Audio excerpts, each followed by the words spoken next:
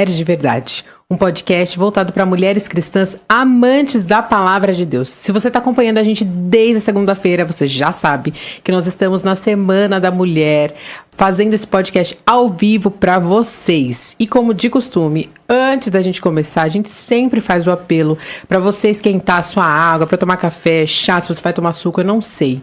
Mas o importante é que você tenha esse momento reservado para a gente pensar em assuntos da nossa vida cotidiana à luz da palavra de Deus. E resgatar esse momento de olhar no olho um do outro, e depois do que a gente aprender aqui, você vai, conversa com seus familiares, com suas amigas, a respeito desses temas que são muito importantes. E a gente começou aqui com uma campanha, e tem gente que já está aderindo, já está compartilhando, comentando, dos 3 Cs. Então vamos lá, eu vou ajudar vocês a lembrarem o que são os 3 Cs.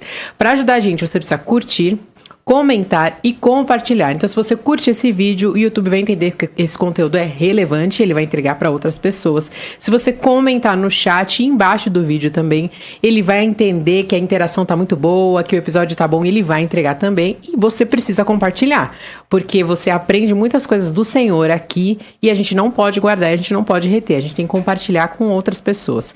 Se você não me conhece ainda, eu sou a Carol Belino. E eu sou a Esther Souza, e você que nos acompanha já conhece o nosso Instagram, mas eu vou falar de novo para vocês lembrarem. Mulherdeverdade.ipp. Mulherdeverdade.ipp. E os episódios, tanto os do podcast quanto os dessa Semana da Mulher, estão disponíveis no Spotify também. Que chique, hein? Exatamente, a gente tá ficando profissional agora. Então, segue a gente, posta sua foto, marca a gente que a gente vai compartilhar lá. Mulherdeverdade.ipp.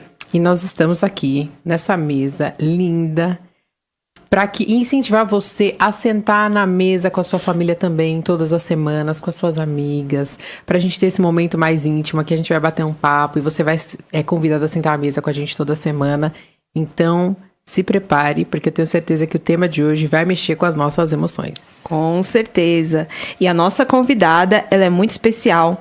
Ela que é casada, da Igreja Presbiteriana do Jardim Bonfiglioli, formada em neurociência, psicologia e psicologia aplicada, está fazendo agora uma especialização em neurociência, comportamento e patologia. Muito bem-vinda, Tatiele Mello. Oi, gente, que alegria estar aqui. Tô nervosa, meninas. Nós também, então tá tudo certo. Mas é uma alegria estar aqui com vocês, junto à mesa, para poder compartilhar das coisas concernentes ao Senhor. É muito bom, a Tati tá aqui, eu já fui no programa dela, ela já veio aqui, a gente vive, né, nessas trocas. E hoje, aqui no podcast, a gente sempre faz uma pergunta para os nossos convidados e a gente quer ouvir quem é Jesus para você, Tati. Carolzinha, a gente pensa muito, né, em Jesus, mas quando chegou, assim, quando você faz essa pergunta pra mim, eu fiquei pensando, comecei a pensar agora, assim, meu Deus, mas Jesus pra mim é tudo, é o sentido, sem ele não tem sentido, é a razão de viver, é a esperança do amanhã, é o que me faz levantar da cama, sabe? Acreditar que realmente ele está comigo, ele tem um propósito para minha vida e que nada é em vão. Então, Jesus é tudo, é o sentido. E é tão legal você falar isso, né, hoje, quando a gente vai conversar sobre emoções, porque às vezes as emoções que a gente sente, elas não fazem muito sentido. E é muito bom a gente saber que existe alguém que traz sentido, né, pra nossa vida, pra nossa existência. E que tá acima das nossas emoções, né, porque isso eu sinto quando eu estou bem, mas eu também sinto esse amor por ele quando eu estou mal, né, no dia mal. Então, é um relacionamento que tá acima dessas oscilações que a gente tem, né. E eu já quero começar logo perguntando, por que Deus criou a gente com emoções, né? Porque, às vezes é aquela coisa, igual agora a gente tá nervosa, aquela coisa que a gente não consegue controlar, e às vezes aquela tristeza, e às vezes aquela alegria. Por que ele criou a gente com emoções? Bom, primeiramente, porque o Senhor nos fez imagem e semelhança dele. E Deus tem emoções, né? Quando a gente tem um relacionamento com ele através da sua palavra, a gente vê que o Senhor, ele se entristece, ele se alegra. Então, como nós somos imagem e semelhança dele, nós refletimos, então, esse também essa característica dele, né? E como você falou agora, a gente tá nervosa, né? Com expectativa de falar para as pessoas, mas não é uma delícia sentir isso? Imagina a vida sem emoções, sem você sentir alegria, sem você... até mesmo tristezas ou sentimentos a gente ficaria sempre do mesmo jeito. Eu acho que as emoções, primeiramente, eu creio que Deus criou porque Ele as tem. E segundo, porque ela dá esse sentido para nós, né? Ela abrilhanta as nossas vidas, né? E é muito importante a gente ter a emoção correta no lugar correto. Você foi falando, eu lembrei que uma vez a gente foi num velório e tava tudo muito sério. E aí um amigo nosso pegou um vídeo com um meme. E mostrou pra gente. E aí a gente não conseguia se segurar, querer rir, mas não aquele ambiente, que é um ambiente de você estar gargalhada, né? É um ambiente mais... Então é muito importante isso, né? A gente sentir a tristeza quando precisa sentir, a alegria. E é o constrangimento. Todo mundo ficou constrangido. Pô, porque você foi mostrar isso aqui pra gente? A gente tentando esconder, hora, né? Porque não era um ambiente apropriado, né? E Verdade. aproveitando o gancho do que a Carol disse, como nós devemos lidar com as emoções, as emoções boas, as emoções ruins, como a gente lida com tantos sentimentos. Tá. Bom, gente, as emoções é algo que faz parte, nós não controlamos, diferente do que a gente aprende, né? Controlar a emoção, a gente não controla, a gente administra, né? Mas como que a gente lida? À luz da escritura mesmo, né? Você só vai aprender a lidar com as suas emoções à medida que você vai se conhecendo através do que Deus diz a seu respeito. Entendendo que as nossas emoções, ela é pós-queda, então ela tem aí também essa influência da queda. Nós somos pecadores, então é óbvio que nem sempre as nossas emoções elas vão ter aí um desdobramento como a gente gostaria. Mas como lidar? Através da oração, através da reflexão. Uma coisa importante que a palavra diz é meditar, né? Ela não diz leia a palavra, ela diz medite na palavra. E para você mudar uma emoção, mudar no sentido de você... A próxima vez querer ter um comportamento, uma reação diferente, é só quando você medita naquele comportamento, quando você reflete sobre o que você fez e o que você gostaria de fazer diferente, né? Então, acho que lidar com as emoções passa por essa parte de você refletir, de você entender o que te levou a fazer aquilo e ir trabalhando segundo as escrituras, né? Porque como ela é muito forte, às vezes a gente pensa assim, tá tudo bem sentir. O desdobramento dela precisa ser segundo o que o Senhor pede para nós, né? E é interessante isso que você fala, porque você fala da reação. Eu lembrei lá de Gênesis, quando ele fala, eu matei um homem porque ele me pisou e o outro porque ele me empurrou. Então pensa, ele pisou, você ficou muito irado e você mata a outra pessoa. Então eu até sinto a ira, mas o que eu vou fazer com isso, eu preciso refletir, eu preciso elaborar muito bem, né? Exatamente, Carol, porque assim, o nosso instinto é de defesa, isso o Senhor nos fez naturalmente. Se a gente vê um animal diante de um assalto, a gente tenta correr, né, em sua maioria, porque é instintiva essa proteção. Mas Deus também nos deu essa capacidade da gente conseguir refletir, da gente conseguir ponderar, da gente conseguir parar e não reagir no momento, né? Que aí nós estamos muito ligados com o domínio próprio, né? Com o fruto do Espírito, né? Que aí você tem essa capacidade, e eu acredito que essa capacidade só vem através do Espírito Santo. Não é por técnica, sabe? Mas sim por um relacionamento e por uma mente moldada, dirigida mesmo. Porque realmente quando a gente fica com raiva é difícil de você pensar com clareza, com razão. Por isso que a mãe da gente falava pra gente contar até 10, né? Conta até 10, não é? Vai tomar um banho frio. Faz todo sentido, gente. Você precisa dar um tempo daquela euforia que você está, né? E tem uma pergunta aqui no Instagram da Ana Paula Maria. Ela perguntou assim: como organizar as emoções no auge das crises existenciais? Boa essa pergunta. Muito boa. Bom, a primeira coisa é, se ela está com uma crise existencial, é algo que então já vem um processo, né? Algo é desencadeado por uma frustração, é desencadeado por questionamentos de propósito. A melhor maneira é ela buscar uma identidade em Deus e entender o propósito de Deus para ela. Sem isso, gente, você não tem equilíbrio na vida, porque tudo passa e tudo muda. Não é, Carolzinha? Chega um momento que você tá bem, amanhã sua vida mudou. E aí se você não tiver firme num propósito e sabendo qual é a sua identidade, você sempre vai ter essas crises. E além disso, é saber para onde você vai quando tudo isso passar.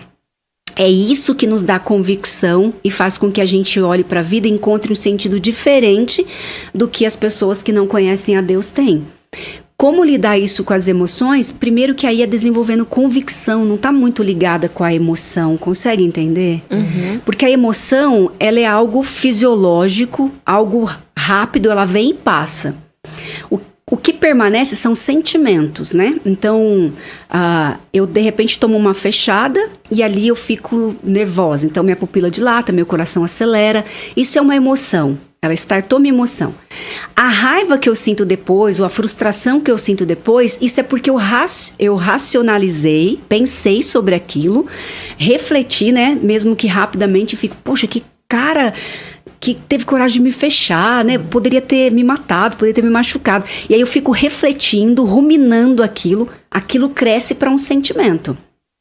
Uma crise existencial, normalmente ela não é ocasionada por uma emoção, mas ela é ocasionada por sentimentos e por essa talvez baixa convicção. A gente precisa ter convicções profundas para não entrar nessas crises.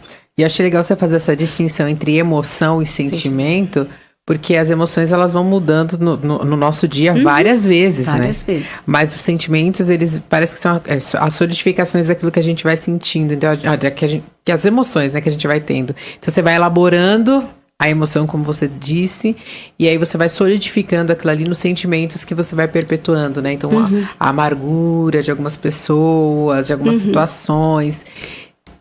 Posso dar um exemplo bíblico, assim, que me edifica muito? Sim. Que é o exemplo que nós temos na Bíblia, que é Saul e Samuel, né? 2 homens contemporâneos, vivendo na mesma época, na mesma localidade, né? Mas um dirigido por sentimentos e outro dirigido por convicções. Quando a gente olha para Samuel, no momento da vida dele ali, que ele tá idoso e que o povo de Israel diz para ele assim, olha, nós queremos um rei. A Bíblia diz que ele ouve aquilo e ele se ressente daquilo, mas ele não fala nada. Ele faz o quê? Ele ora. Com certeza ali houve um misto de emoções na vida de Samuel, certamente. Mas ele faz o que? Ele não fala nada, ele vai diante do Senhor e o Senhor entende o que ele está sentindo, porque o Senhor usa a palavra o quê? Eles não rejeitaram a você, mas a mim, né? O meu reinado sobre eles. E ali eu aprendo muito com ele. E no segundo momento, quando ele está diante do povo, que já escolheu Saul como o rei, ele começa a falar para o povo assim, olha, agora eu quero que vocês digam para mim no que eu defraudei vocês. E ele começa a listar, se eu peguei boi, né, alguma coisa que eu peguei, eu vou restituir. E o povo fala, não, você sempre foi íntegro diante de nós. E naquele momento ele diz assim, quanto a mim, eu não vou pecar contra o Senhor de não orar por vocês. Independente das emoções dele, do que ele está sentindo, dos sentimentos que ele está sentindo, porque você percebe, para você ir diante de uma pessoa e dizer assim, Carol, diga para mim no que eu te prejudiquei, ou o que eu tomei de você. Precisa de muita maturidade. Maturidade, existe uma dor ali, né? Sim. Para você precisar fazer isso. Mas mesmo assim ele diz para o povo de Israel assim, quanto a mim, eu vou continuar orando por vocês e ensinando o caminho do Senhor a vocês. Mesmo diante de tanta dor, rejeição, né? Porque ele dedicou a vida dele em servir o povo de Israel. Então, eu acho que é um exemplo muito precioso que nós temos na palavra de Deus. Diferente de Saul, né? Porque o tempo todo ele é dirigido por emoções. Então, alguém canta lá que Davi matou muito mais que ele, o que ele faz? Já fica com raiva, já fica ali nervoso, né? Ao mesmo tempo que ele dá a filha dele para Davi, depois ele já tira, ele já volta atrás, dá para outro homem. Tudo dirigido por emoções, até o final da vida dele, né? No momento mais difícil, ele quer que o escudeiro dele o mate, sempre levado por isso, pelas suas emoções, pelos seus sentimentos. Quando ele é pressionado pelo povo, ele vai lá e faz o sacrifício no lugar de Samuel. Então a gente vê assim, é uma história que vale a pena você meditar, que mostra claramente, quando nós somos dirigidos pelos nossos sentimentos, pelas nossas emoções, dificilmente dá espaço para sermos dirigidos por convicções. Isso é tão importante, né? Porque muitas vezes a gente passa a nossa vida inteira sem fazer essas reflexões e a gente fica como menino. Eu escutei uma vez uma pregação de um pastor que ele fala que as pessoas maduras espiritualmente, elas são guiadas pelas convicções. Elas não são dominadas pelas emoções. Apesar das emoções surgirem, porque não tem como, elas vão surgir né, na nossa vida, no dia a dia. Mas sinais de pessoas maduras espiritualmente é isso. Tem uma situação, ele já aprendeu a ter resiliência com dificuldades, com críticas. Ele não aprendeu simplesmente uma casca, né? Porque às vezes a gente aprende, a gente põe uma casca... Sim. E vai lidando, chega uma hora que a gente não aguenta, a gente explode. Não é aquela pessoa que ela sabe reagir bem, como você colocou aqui, Samuel, né? Ela reage bem porque ele tem convicções muito fortes. E por isso que a gente sempre fala aqui pra vocês, estudem a palavra do Senhor, amem ao Senhor, porque é um tijolinho que a gente vai colocando um em cima do outro todos os dias e que vai ajudar a gente a viver de uma maneira mais equilibrada. Sim. Verdade. E eu tava pensando, né, porque nós estávamos conversando um pouco antes, que a gente tem o costume de esperar situações acontecerem pra gente estudar e buscar a palavra, mas a gente tem que criar essas raízes dentro de nós antes disso, né? A gente tava falando em relação a uma situação ruim, que a gente espera a situação ruim acontecer pra ir buscar dentro da palavra alguma solução. Mas a gente pode estudar e criar raízes, criar uma base forte até pra saber lidar com essas emoções que vão surgir no decorrer da nossa vida. Ah, mas eu não sou irada, mas eu não sei o que... Mas vai surgir em algum momento. E quando você já tem base bíblica pra lidar com aquilo dentro de você, fica mais fácil, né? Você sabe lidar, consegue lidar com mais sabedoria. Sim, com certeza. E assim, não existe uma pessoa que não é irada, né? Faz parte daquilo que Deus nos criou, né? Das nossas emoções. O que acontece é que talvez você seja menos irada que outras pessoas. Ou você não externaliza. Eu aprendi isso no livro de aconselhamento bíblico. Porque às vezes a gente acha que a pessoa irada é aquela que explode. E mas nem tem gente sempre. que implode. Então, né? Implode e às vezes contamina, Carol, né? Ela não explode com a pessoa, mas ela tá irada e ela começa o quê? Contaminar, sabe? Falar pra outra, pras amigas, pras pessoas próximas. E aí o estrago e o malefício é o mesmo, gente, do que você explodir. É verdade. E aí, a Esther estava falando, eu lembrei. Se você não assistiu o episódio do Iago Martins aqui ainda, ele fala sobre sofrimento. E ele vai falar sobre isso e eu acho muito legal. Porque ele fala, não adianta você se preparar para o sofrimento quando ele chega. Você tem que se preparar antes. Porque a hora que o mal bater na sua porta, que alguma coisa acontecer, se você não tem onde se apoiar, vai ser muito mais difícil. Então, se vocês não assistiram, volta lá na playlist depois e assista, que vale muito a pena. E tem uma outra pergunta aqui no Instagram. É da Mayra... Eu acho que é Mayra Iso Carvalho. Ela escreve assim: apatia e desânimo. Como vencer essa sensação de que viver cansa? Sinto muito por você estar sentindo isso, né? Primeiro passo é a gente poder investigar um pouco isso, né? Porque essa apatia, e qual é a outra palavra que ela disse? Desânimo. Desânimo. Isso pode ser um quadro depressivo, né? E aí a gente precisa investigar um pouco mais. Se também não é uma questão fisiológica mesmo, né? De uma tireoide que pode ocasionar isso. O primeiro passo é a gente investigar as questões físicas. Se não é realmente uma doença que está causando isso nela. Uma tireoide, se ela estiver desregulada, pode causar isso. Né? Uma vitamina D baixa também pode. Então, primeiro a gente faz o quê? Uma investigação, se não é uma depressão. Entende ali o momento que ela está vivendo, se é algo passageiro. Mas eu acho que a nossa esperança, independente se você está passando por uma doença e você vai fazer um tratamento, é buscar nossa esperança em Cristo. É você... Novamente, vai parecer repetitivo, gente, mas é porque tem coisas que não tem como a gente fugir e criar coisas novas. É convicção no propósito pelo qual Deus te criou, te chamou, o que Ele espera de você hoje. Isso vai dar um sentido na sua vida, independente das adversidades. A sua identidade em Cristo e a convicção para onde você vai. Essa apatia vem do quê? Normalmente de desesperança, de desilusões, de frustrações. Então, a gente só pode remediar isso como?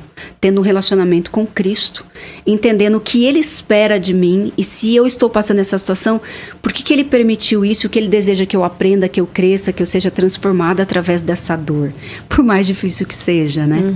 E sempre quando eu penso que a gente passa por esses momentos de desânimo, de tristeza, às vezes a gente quer uma cura instantânea e a cura instantânea não vem. E eu tenho a mãe de uma amiga E eu pude acompanhar esse processo, né?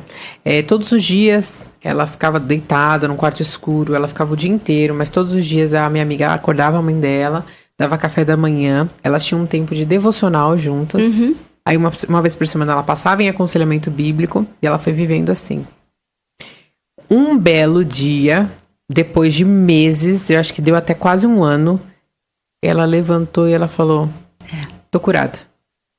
Mas o que aconteceu? Foram esses tijolinhos, né, que foram construídos. Sim. Quando você coloca o último no lugar ali, é o tempo. E hoje, se você olha pra mãe da minha amiga, nem parece que ela passou teve por aquilo, depressão, né? Porque ela é uma pessoa extremamente alegre, contente. Sim. Só que ela tem consciência de que se ela não buscar o Senhor e não continuar colocando os tijolinhos nos lugares certos, ela pode voltar para aquele lugar, né? Então eu acho isso muito importante, porque às vezes a gente também quer, no mundo que a gente vive, eu falo por mim, eu quero resultados instantâneos. Eu tô triste agora e no próximo segundo eu orei, cadê Deus? Quero estar feliz, eu quero estar bem. E entender, né, por que dessa tristeza, dessa apatia. Tem um porquê, né, Carol? E aí, como você disse, se eu não consigo sozinha, como é o caso dessa mãe que você contou, ela teve alguém junto, né?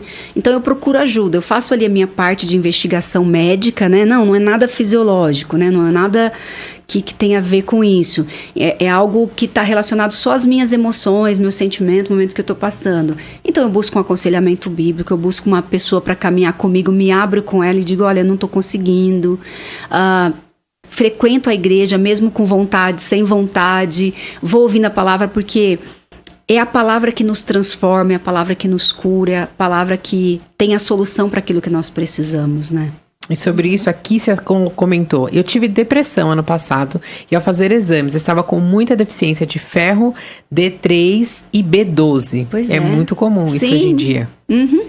Às vezes a gente vai no que é mais prático, né? A gente corre no psiquiatra, toma um medicamento, mas não, gente, é muito complexo. Então eu preciso ver, às vezes são as minhas vitaminas mesmo, às vezes eu regulo o meu sono, gente, e você tem uma melhora incrível no seu humor, na sua disposição.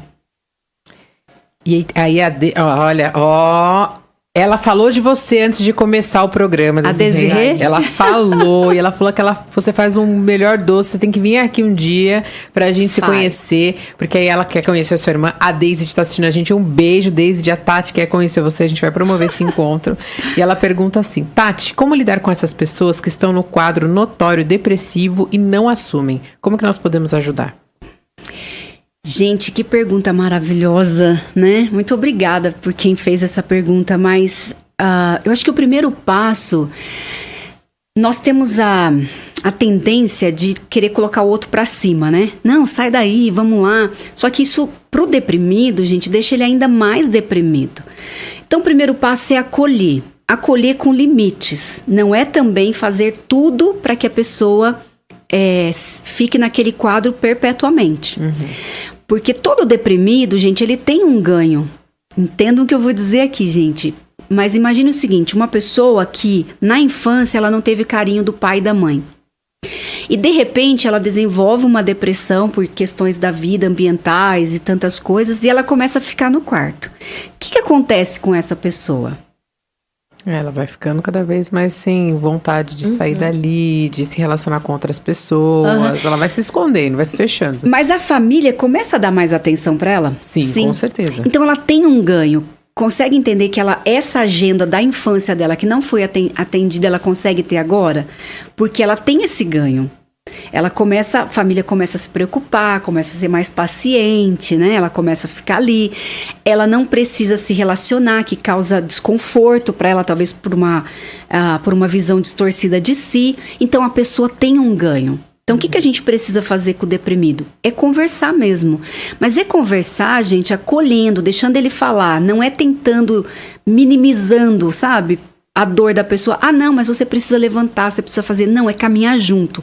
Então, assim, como eu posso te ajudar? Como a sua amiga fez. Podemos diariamente fazer aí um devocional juntos, né? Podemos começar a fazer uma atividade física, ainda que pequena, porque, gente, o que cura a depressão?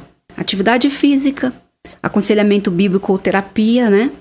A noite de sono estar ali reguladinha, né? E atividade e alimentação. São esses fatores. Nem sempre é o medicamento. O medicamento, ele não cura se não tiver esses outros fatores.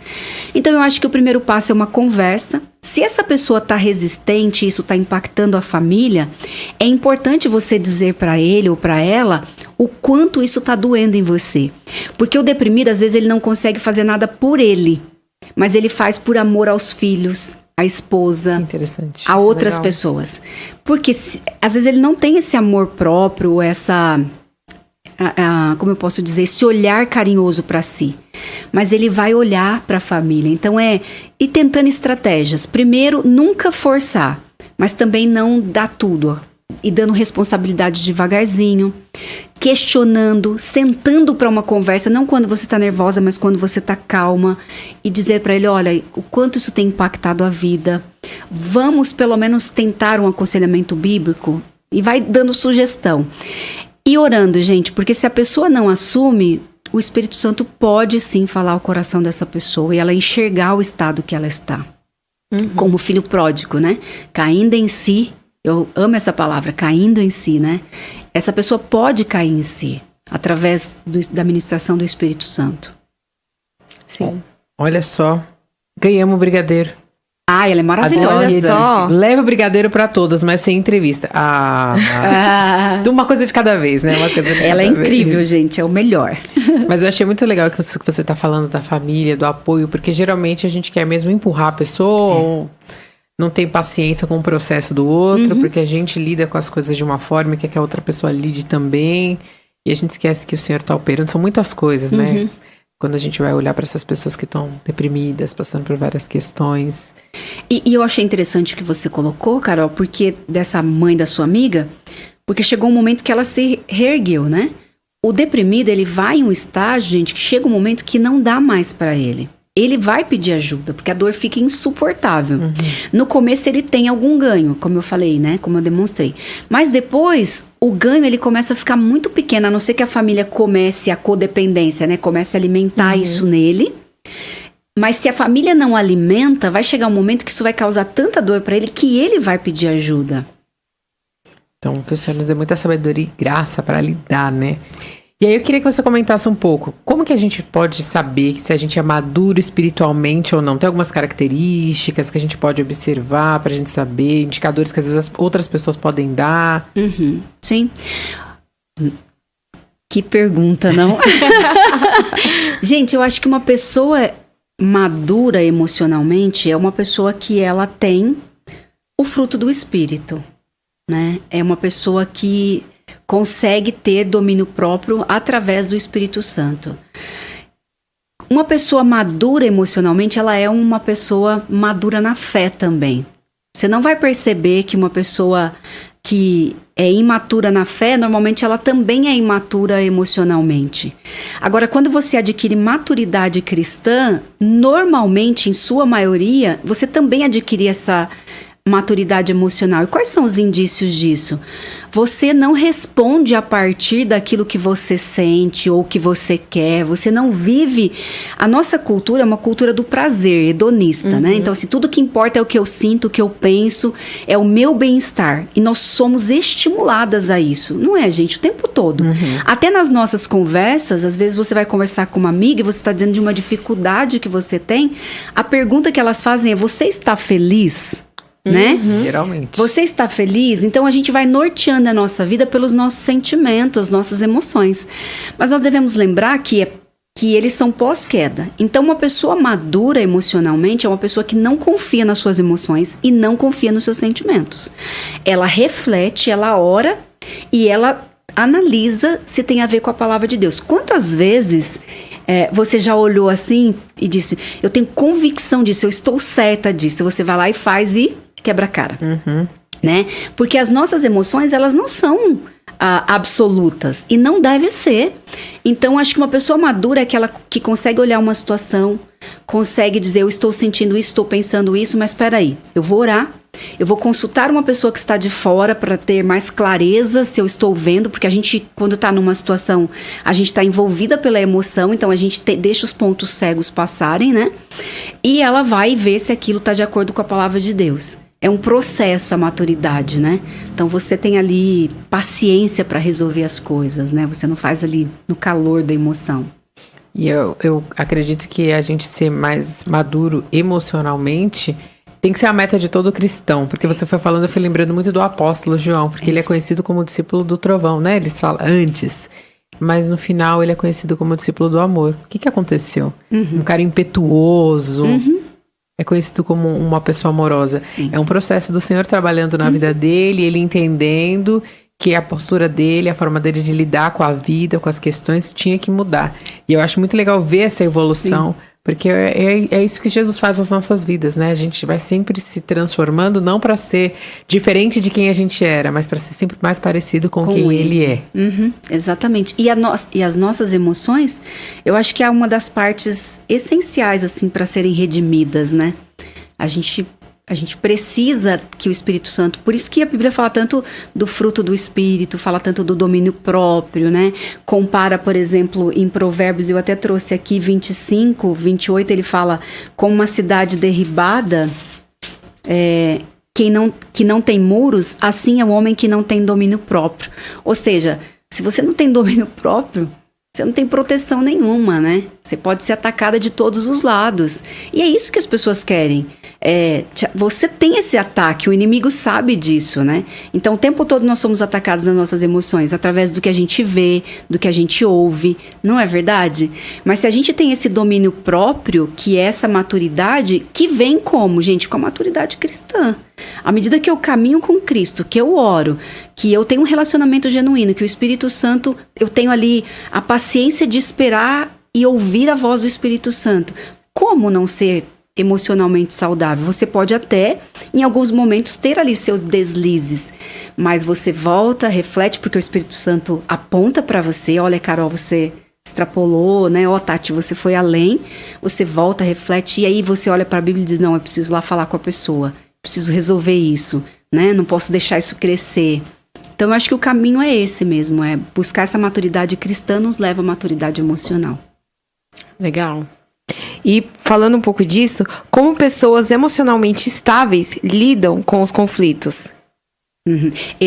Pessoas estáveis ou instáveis? Eu acho que é esse, né? Estáveis. Maduras, estáveis. né? Maduras, exato. Como elas lidam com conflito? Ai, gente, que difícil lidar com conflito, né? Para todo mundo. Eu acho que não existe lidar com conflito sem que nos cause dor. Conflito sempre vai nos trazer dor. Porque o conflito sempre envolve, em sua maioria, pessoas que a gente ama, que a gente admira, pessoas próximas, pessoas que a gente nutre um carinho, um relacionamento. Então, conflito é sempre difícil. Como é que a gente lida com conflito? Sempre visando glorificar a Deus. Então, não é o que eu quero, não é o meu ego, não é a minha decisão, não é a minha vontade, não é a minha autoimagem, não é o que vão pensar de mim, não, é obediência.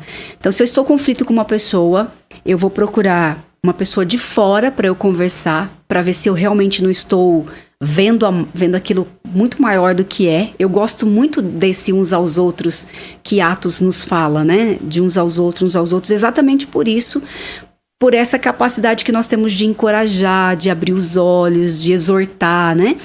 Então, eu acho que uma pessoa, para resolver um conflito, primeiro ela precisa entender o que causou o conflito. Porque muitas vezes a gente também quer resolver como? Deixando para lá, passando por cima, ou então a gente quer resolver na hora, sem dar o tempo de processar as suas emoções, a pessoa processar a dela, e aí sim vocês sentarem para ter uma conversa madura. Então, acho que o primeiro passo é esse, é levar a Deus aquele conflito, orar, conversar com uma outra pessoa, e aí sentar para conversar biblicamente, não é acusando, não é dizendo o que o outro fez, mas é falando como você se sente, ou como você se sentiu com aquilo, ou qual foi a sua intenção, se foi você que causou o conflito, né? Dizendo o que você esperava daquilo, mas nunca deixar. Agora, há momentos que a pessoa não tem maturidade para você conversar. Não tem. É duro, mas é verdade. E aí, como é que eu faço nesse caso? Eu penso, gente, que o silêncio também é uma resposta.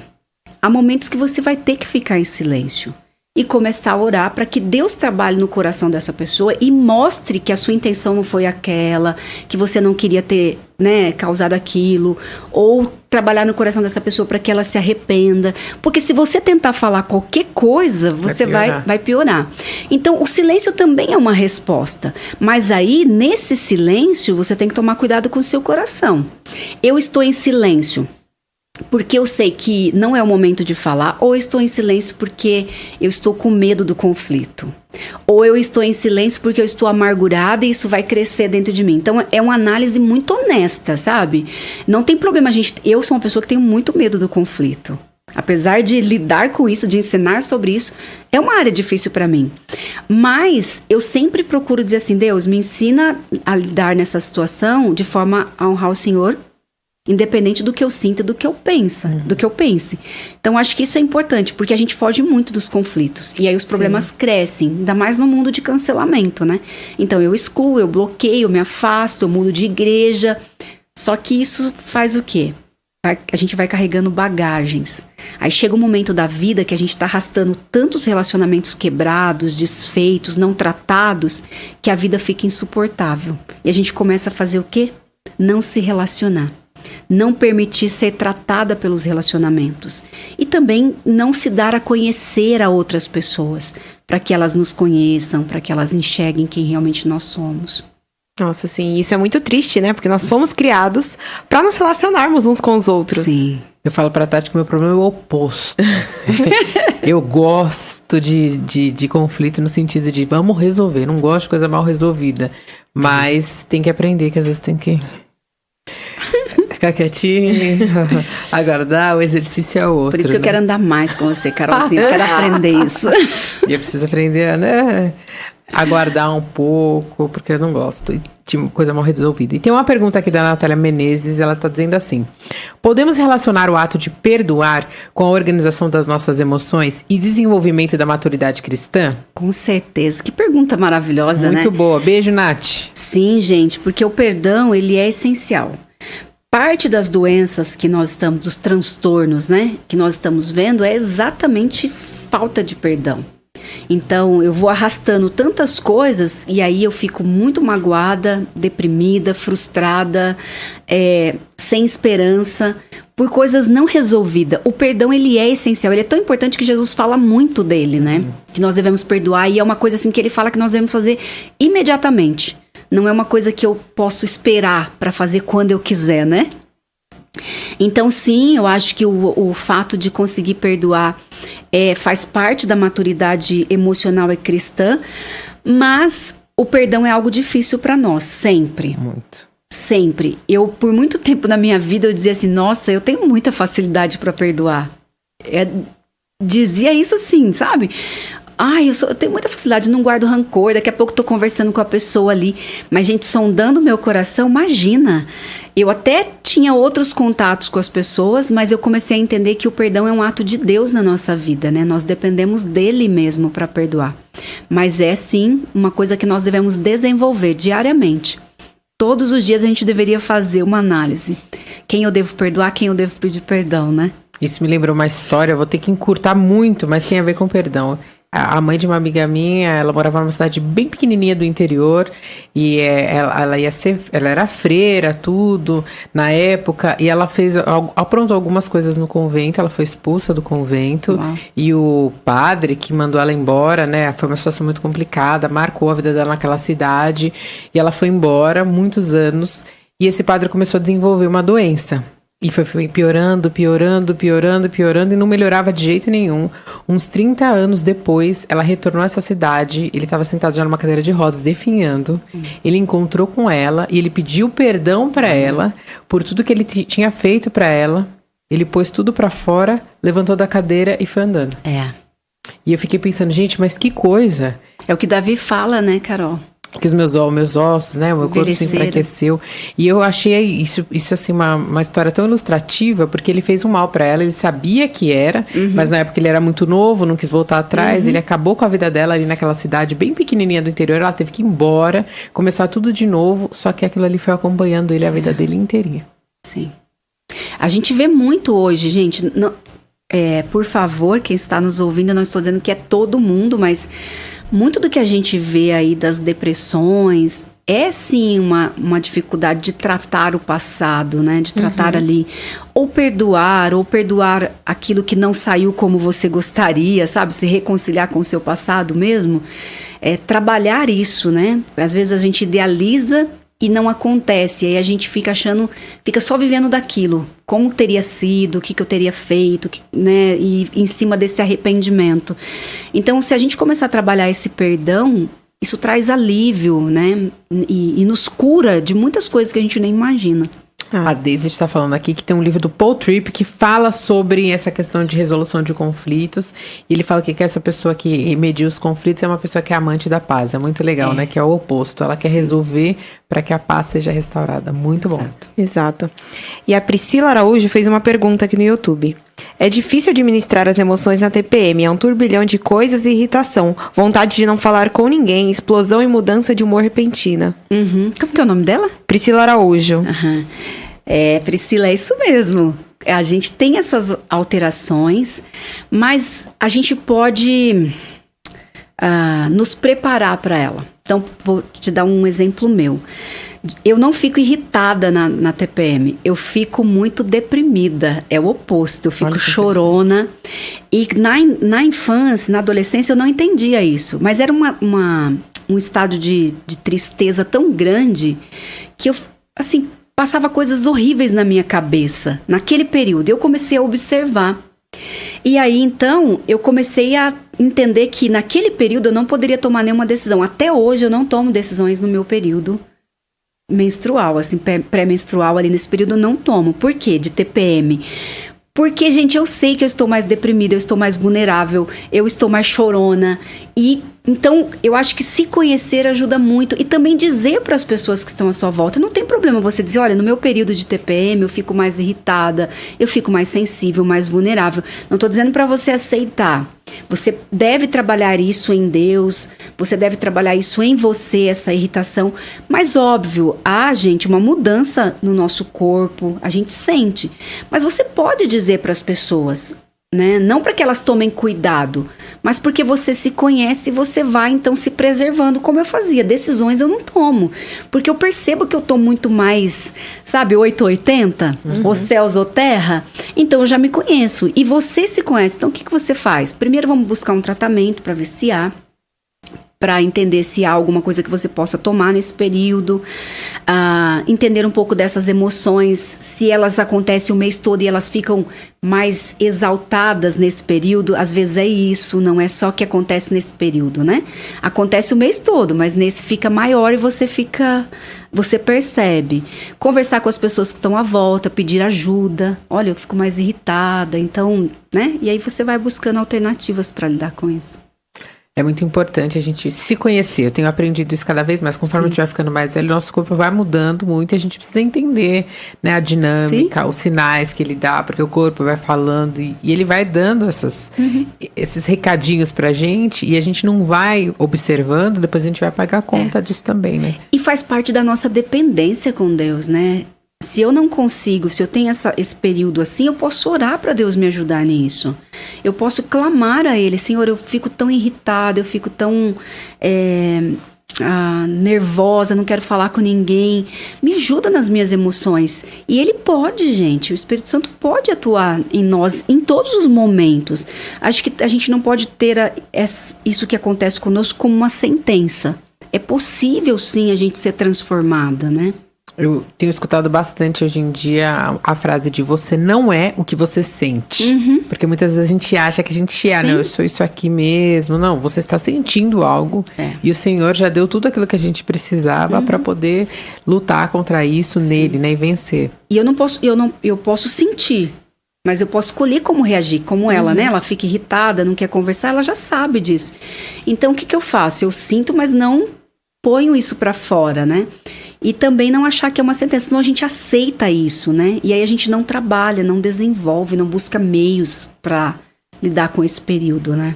E eu percebo que quando eu tô muito cansada também, eu fico muito suscetível. Então, em épocas em que tô muito cansada, um amigo meu uma vez falou uma frase pra mim e eu guardei. Ele, quando você tá cansada, aprenda a descansar e não a desistir. Porque quando a gente tá cansada, a gente quer jogar tudo pra cima. Não Sim. quer... Então, ele fala assim, faz umas pausas, deixa algumas coisas de lado, calibra. E é um descansar, às vezes, não é só deitar e dormir. Porque às vezes, quando a gente tá cansada, a gente acha que vai renovar deitando e dormindo.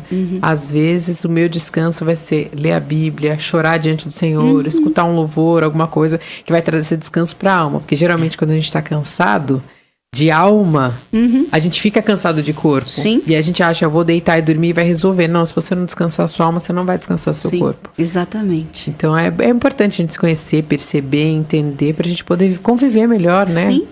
Nos nossos relacionamentos, nos nossos dia a dia. E eu queria que você comentasse um pouquinho aquele livro, como é que é, das emoções, esqueci agora.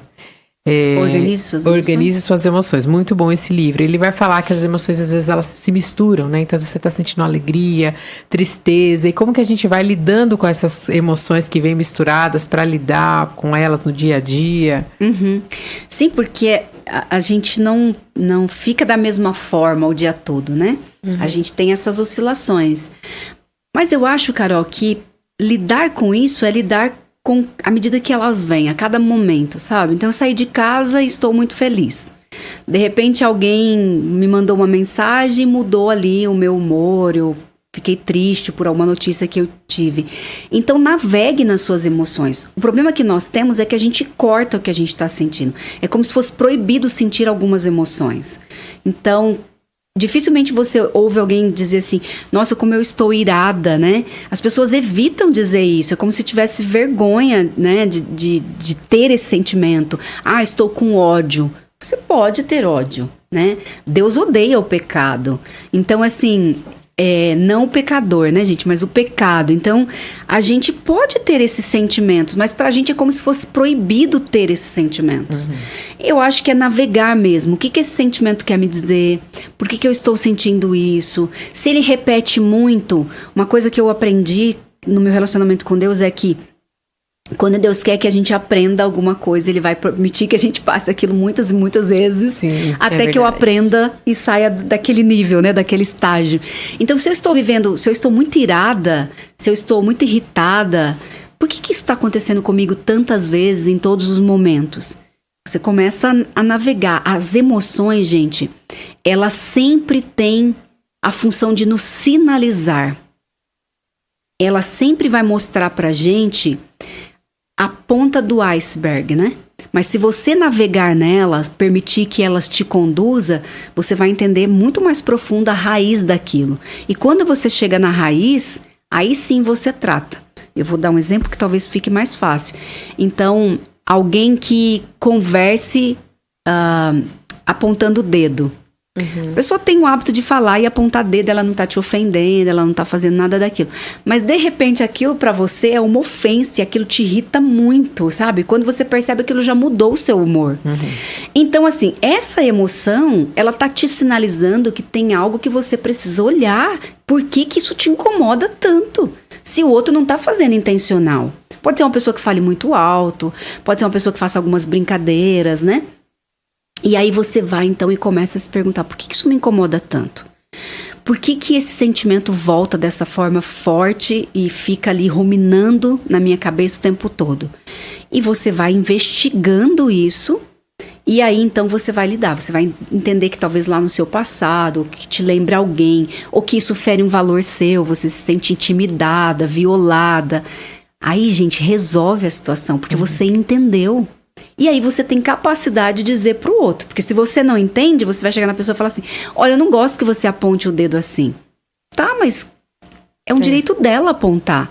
Agora, se você entende, você vai dizer pra ela, olha, Esther, eu não gosto que você faça isso porque me lembra algo, aciona um gatilho em mim. Nós podemos juntas tentar evitar isso. Ela não vai achar ruim. Sim, agora, é diferente de você dizer, não faça isso porque eu não gosto. Soa algo que você tá mandando, controlando, né? Mas ela vai se simpatizar por você, né? Ter empatia por você, entendendo a sua dor. Sim. Nossa, o tempo tá passando muito rápido, mas tem uma pergunta, uma última aqui muito boa. A Natália fez outra pergunta, ela disse assim: o que dizer sobre a moda de conhecer temperamentos colérico, fleumático e justificar comportamentos nessas definições? Ai, gente. Dá um podcast só. Dá sim. Gente, nós não somos uma coisa só, né? Então, eu sei que tem um livro famoso no meio cristão, né, que é Temperamentos Transformados aí, mas a gente deve lembrar assim que nós não somos uma coisa só. Nós temos vários temperamentos ao longo do dia, em momentos diferentes, e todos eles podem ser subjugados à palavra de Deus e à ação do Espírito Santo.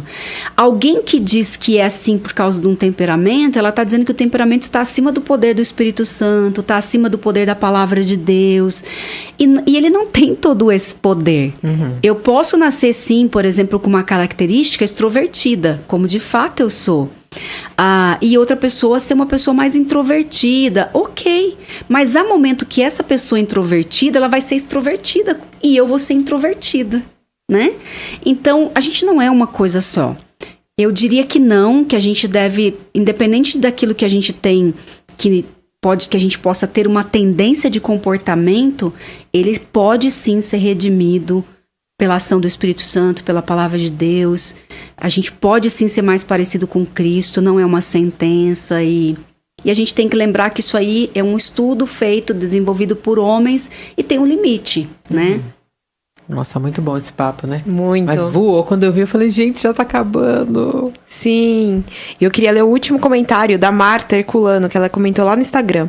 Tatiele é maravilhosa, sempre trazendo aprendizado fundamentado na palavra. Obrigada. E tem um parecido, tem dois aqui no YouTube parecido com esse. A Thalita Leite, e aí você já responde pra gente deixar aqui. Uhum. Ela disse assim, eu não conhecia essa entrevistada. Ela tem algum podcast ou qual o Instagram dela? Então você já fala aqui, Tati, fala pra gente. Tá. Eu tenho Instagram, Tatiele Melo, né? É isso. E você tem algum programa? Ela tem, é que ela não quer falar. Fala do seu programa. Sim. Gente, eu tenho um programa ao vivo todas as terças-feiras no YouTube da Telmídia. É também um bate-papo com mulheres. A Carolzinha já foi lá, vai de novo fazer uma maratona comigo aqui, gente. Ao vivo ela tá se comprometendo. Agora no... Eu chamei ela pra fazer no mês de março. Carol, quero você o mês inteiro. Então agora, a Carolzinha vai lá de novo. É todas as terças, às 10 horas, ao vivo no YouTube.